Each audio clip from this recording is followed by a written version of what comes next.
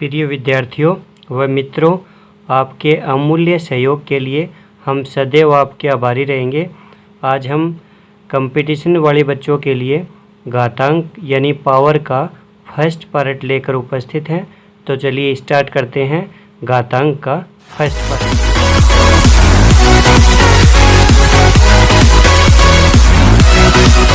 इसमें देखिए, आपको जैसे यहाँ पे लिखा हुआ है 2 और उसके ऊपर एक छोटा अंक लिखा हुआ है 3। ये जो बड़ा अंक होता है इसको बोलते हैं आधार यानी बेस, और ये जो ऊपर छोटा सा अंक लिखा हुआ है इसको बोलते हैं घातांक या घात। ठीक है, घातांक या घात। इसको पढ़ा कैसे जाता है वो देखिए। इसको पढ़ते हैं आधार 2 घातांक 3, आधार 2 घातांक 3, या इसको 2 की घात 3 भी कहा जाता है। आधार 2 घातांक 3 या 2 की घात 3, इस तरह से इसको पढ़ा जाता है। इसके बाद आता है प्रसार रूप या विस्तारित रूप। जैसे यहाँ पे देखिए 3 की घात 2, 3 की घात 2, इसका प्रसार रूप या विस्तारित रूप होगा 3 गुणा 3, 3 गुणा 3। यानी जो आधार होता है, आधार को कितनी बार लिखेंगे आप, जितनी घातांक रखी हुई है उतनी ही बार उसको लिखेंगे। तो 3 की घात 2 का विस्तारित रूप होगा 3 गुणा 3। 3 को आप कितनी बार लिखेंगे, जितना घातांक लगाया गया है उतनी बार उसको लिखा जाता है। तो 3 की घात 2 का विस्तारित रूप होगा 3 गुणा 3। इसी तरह से 2 की घात 3 का विस्तारित रूप होगा 2 गुणा 2 गुणा 2। यानी 2 को यानी आधार को कितनी बार लिखा जाएगा, 3 बार। यानी जितनी घातांक लगी हुई है उतनी ही बार उसको लिखा जाएगा। तो 2 की घात 3 का विस्तारित रूप होगा 2 गुणा 2 गुणा 2। इसी प्रकार -2 की घात 3 का विस्तारित रूप होगा -2 गुणा -2 गुणा -2। इसके बाद आता है घातांक रूप। जैसे 2 गुणा 2 गुणा 2, इसका घातांक रूप होगा 2 की घात 3। यानी 2 यहाँ पे कितनी बार आया है, 2 यहाँ पे 3 बार रिपीट हुआ है, इसलिए इसका घातांक रूप होगा 2 की घात 3। इसी तरह से देखिए 3 गुणा 3 गुणा 3 गुणा 3, इसका घातांक रूप होगा 3 की घात 4, क्योंकि 3 यहाँ पे 4 बार आया है। इसी तरह से 4 गुणा 4 गुणा 4, इसका घातांक रूप होगा 4 की घात 3, क्योंकि 4 यहाँ पे 3 बार आया है, इसलिए इसका घातांक रूप होगा 4 की घात 3। ये होता है घातांक रूप। अब देखिए प्रश्न नंबर 1, -3 की घात 4 को विस्तारित रूप में लिखिए। -3 की घात 4 को विस्तारित रूप में लिखिए। तो देखिए -3 के ऊपर 4 घात है, इसलिए -3 को यानी आधार को 4 बार लिखा जाएगा। तो -3 गुणा -3 गुणा -3 गुणा -3, ये हो गया इसका विस्तारित रूप। तो -3 की घात 4 का विस्तारित रूप होगा -3 गुणा -3 गुणा -3 गुणा -3। दूसरा प्रश्न है 2 की घात 3 का मान ज्ञात कीजिए। 2 की घात 3 का मान ज्ञात कीजिए। तो देखिए 2 की घात 3 का सबसे पहले आप विस्तारित रूप या प्रसार रूप लिखेंगे। तो 2 की घात 3 का विस्तारित रूप होगा 2 गुणा 2 गुणा 2, यानी 2 को आप 3 बार लिखेंगे। अब देखिए 2 दूनी 4, 2 को 2 से गुणा करेंगे तो 2 दूनी 4 और 4 दूनी 8, 2 दूनी 4, 4 दूनी 8, तो इसका मान होगा 8। ध्यान रखिए पहले 2 को 2 से गुणा करना है और फिर जितना आता है उसको 2 से गुणा करना है। तो 2 दूनी 4, 4 दूनी 8, तो इसका मान होगा 8। इसके बाद अगला प्रश्न है -3 का स्क्वायर का मान ज्ञात करो। -3 का स्क्वायर का मान ज्ञात करो। तो इसमें देखिए -3 का स्क्वायर, इसका विस्तारित रूप होगा -3 गुणा -3, यानी -3 को 2 बार लिखा जाएगा। उसके बाद इनको आप गुणा करेंगे तो माइनस को माइनस से गुणा किया प्लस हो गया, और 3 को 3 से गुणा किया तो 9 हो गया। तो इसका मान होगा +9। अब देखिए विद्यार्थियों, मैंने अभी आपको बताया कि माइनस माइनस प्लस होगा। ये चिन्ह का गुणा है वो किस तरीके से होता है उसको समझिए। देखिए ये प्लस गुणा प्लस, ये माइनस गुणा माइनस, ये प्लस गुणा माइनस, और ये माइनस गुणा प्लस। ठीक है, तो आप प्लस को प्लस से गुणा करेंगे प्लस आएगा, माइनस को माइनस से गुणा करेंगे माइनस आएगा, प्लस को माइनस से गुणा करेंगे माइनस आएगा, और माइनस को प्लस से गुणा करेंगे तो माइनस आएगा। इसको आप सरल रूप में इस तरह से समझ सकते हैं कि देखिए, जब एक जैसे चिन्ह गुणा होते हैं, चाहे वो प्लस प्लस हो चाहे वो माइनस माइनस हो, एक जैसे चिन्ह जब भी गुणा होते हैं तो हमेशा क्या आएगा? प्लस आएगा। ठीक है, एक जैसे चिन्ह गुणा होते हैं तो हमेशा क्या आएगा? प्लस आएगा। यहाँ मैंने गलती से माइनस लिख दिया था, तो ध्यान रखिए कि माइनस को माइनस से गुणा करोगे तो भी प्लस आएगा, और प्लस को प्लस से गुणा करोगे तो भी प्लस आएगा। और इसी तरह से इनको समझिए कि प्लस को माइनस से गुणा किया तो माइनस, और माइनस को प्लस से गुणा किया तो भी माइनस, यानी अलग अलग चिन्ह जब गुणा होंगे तो हमेशा क्या आएगा? माइनस। जैसे प्लस को माइनस से गुणा करो या माइनस को प्लस से गुणा करो, क्या आएगा? माइनस। तो एक जैसे चिन्ह गुणा होते हैं तो प्लस, और अलग अलग चिन्ह गुणा होते हैं तो माइनस। इसको अच्छी तरह से ध्यान रखिए। आपका अगला प्रश्न है प्रश्न नंबर 4। 16 को घातांक रूप में लिखिए। 16 को घातांक रूप में लिखिए। तो देखिए जो 16 है इसके आप अभाज्य गुणनखंड करेंगे। तो जो 16 है उसके अंदर आप 2 का भाग लगाएंगे तो 8 हो गया, फिर 2 का भाग लगाएंगे 4 हो गया, फिर से 2 का भाग लगाएंगे 2 हो गया, और फिर से 2 का भाग लगाएंगे तो 1 हो गया। ठीक है, तो 2 कितनी बार आ गया? 2, 1, 2, 3, 4, तो 2 यहाँ पे 4 बार आएगा। तो 16 के अभाज्य गुणनखंड होंगे 2 गुणा 2 गुणा 2 गुणा 2। आप ये भी कह सकते हैं कि ये 16 का विस्तारित रूप है। ठीक है, और आप विस्तारित रूप को घातीय रूप में लिखेंगे तो देखिए यहाँ पे 2 4 बार आया है, 1, 2, 3, 4, इसलिए इसको घातांक रूप में लिखा जाएगा 2 की घात 4। यहाँ पे विद्यार्थियों एक समझने वाली बात यह भी है कि जैसे 16 को 2 गुणा 2 गुणा 2 गुणा 2 लिखा गया है, 2 दूनी 4, 4 दूनी 8, 8 दूनी 16। इसी तरह से 16 को इस तरह से भी लिखा जा सकता है -2 गुणा -2 गुणा -2 गुणा -2। तो जब आप इन चारों को गुणा करेंगे तब भी आपको प्लस का 16 ही मिलेगा।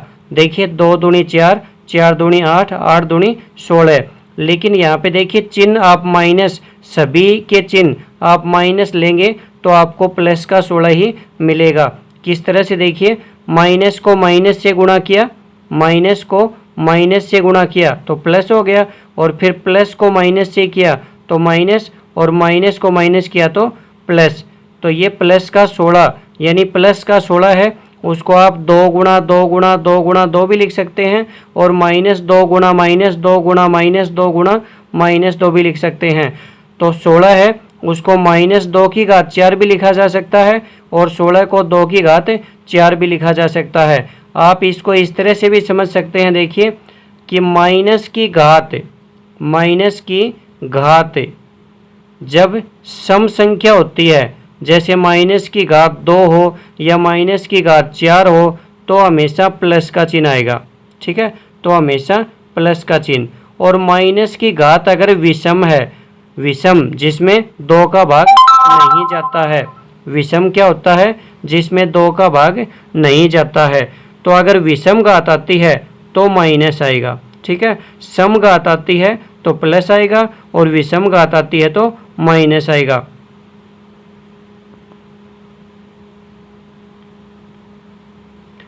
इसी तरह से देखिए यहाँ पे -2⁴, तो 2⁴ का मान 2⁴ का मान तो आप जानते हैं 16 होता है, लेकिन यहाँ पे माइनस की घात देखिए, ये जो माइनस की घात है ये प्लस के 4 है, तो माइनस की घात जो है वो सम है और सम होने की वजह से क्या आएगा, चिन्ह प्लस आएगा, इसलिए 2⁴ भी 16 होता है और -2⁴ है वो भी 16 होता है।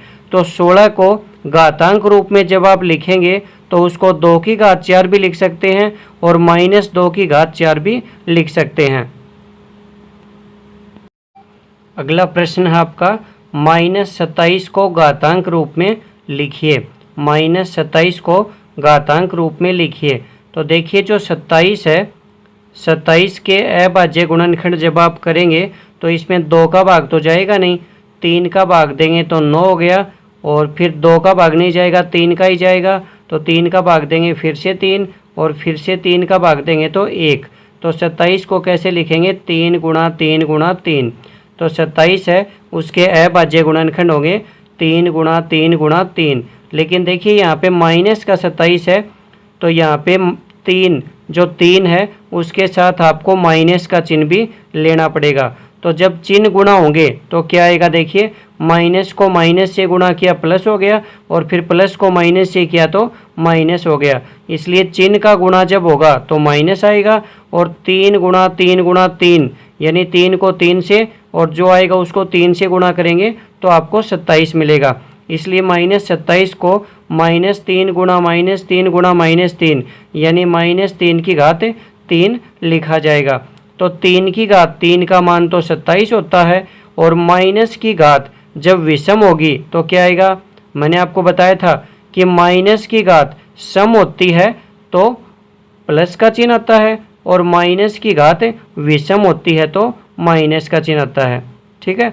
माइनस की घात सम है तो प्लस का चिन्ह आएगा, और माइनस की घात विषम है तो माइनस का चिन्ह आएगा। अब सम और विषम क्या होता है समझ गए आप, कि सम के अंदर तो 2 का भाग जाता है, जैसे कि 2, 4, 6, 8 ये सभी सम संख्याएं हैं क्योंकि इनमें 2 का भाग जाता है, और 1, 3, 5, 7 ये विषम संख्याएं हैं क्योंकि इनमें 2 का भाग नहीं जाता है।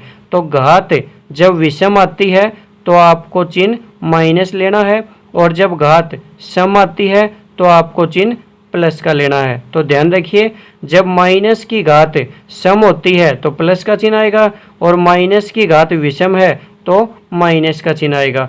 तो -27 को घातांक रूप में जब आप लिखेंगे तो उसको लिखा जाएगा -3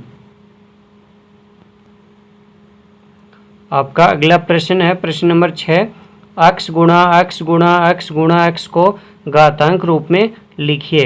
तो देखिए x गुणा x गुणा x गुणा x, यहाँ पे x 4 बार आया है या 4 बार रिपीट हुआ है, इसलिए x की घात कितनी आएगी, 4। तो ये हो गया इसका घातांक रूप, तो इसका घातांक रूप होगा x की घात 4।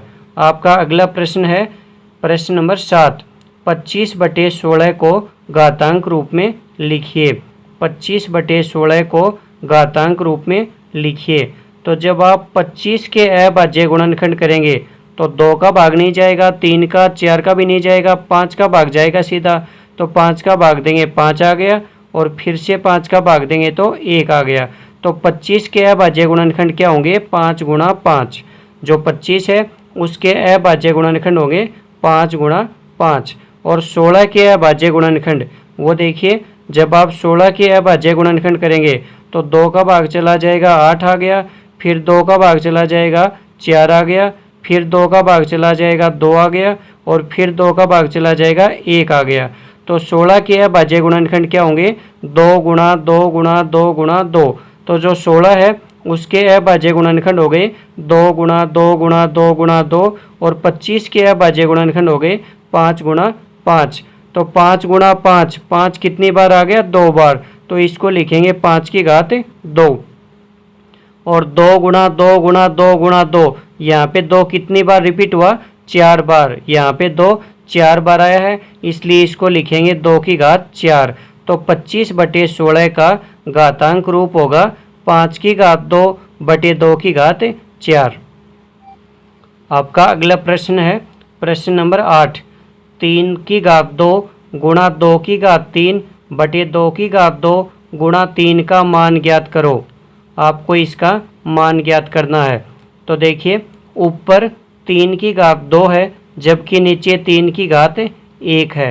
तो 3 की घात 2 से 3 की घात 1 जब आप काटेंगे तो ऊपर 1 घात ज़्यादा है, इसलिए ऊपर 3 की घात 1 बचेगी। आप इसको इस तरह से भी समझ सकते हैं, ऊपर 3 की घात 2 है और नीचे 3 की घात 1 है।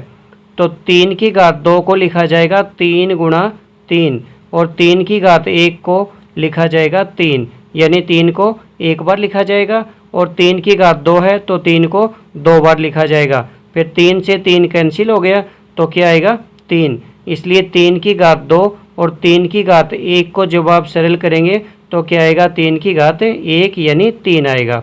और यहाँ देखिए 2 की घात 3 है और नीचे 2 की घात 2 है। तो 2 की घात 2 से 2 की घात 2 कैंसिल हो जाएंगी, तो ऊपर 1 घात ज़्यादा है, इसलिए 2 की घात 1 ऊपर ज़्यादा होने की वजह से 2 की घात 1 ऊपर बचेगी, यानी 2 बचेगा। तो 3 गुणा 2 यानी कितना आ जाएगा 6 आ जाएगा। तो इस प्रश्न का हल होगा 6। यहाँ पे देखिए 2 की घात 2 यानी इसको 2 को 2 बार लिखोगे और ऊपर 2 की घात 3 है तो 2 को 3 बार लिखेंगे, 2 को 3 बार लिखेंगे। तो ये 2 इस 2 से कैंसिल, ये 2 इस 2 से कैंसिल, तो 1 2 आपको कहाँ बचेगा, 1 2 ऊपर बचेगा, क्योंकि ऊपर घात ज़्यादा है और नीचे घात कम है। तो 2 की घात 2 से 2 की घात 2 कैंसिल हो जाएगी और ऊपर 2 की घात 1 यानी 2 बचेगा। तो 3 गुणा 2 यानी इसका हल क्या होगा 6। अब प्रिय विद्यार्थियों और मित्रों, ये 2 प्रश्न, प्रश्न नंबर 9 और प्रश्न नंबर 10 आपको ही हल करने हैं। प्रश्न नंबर 9 है 64 को घातांक रूप में लिखिए।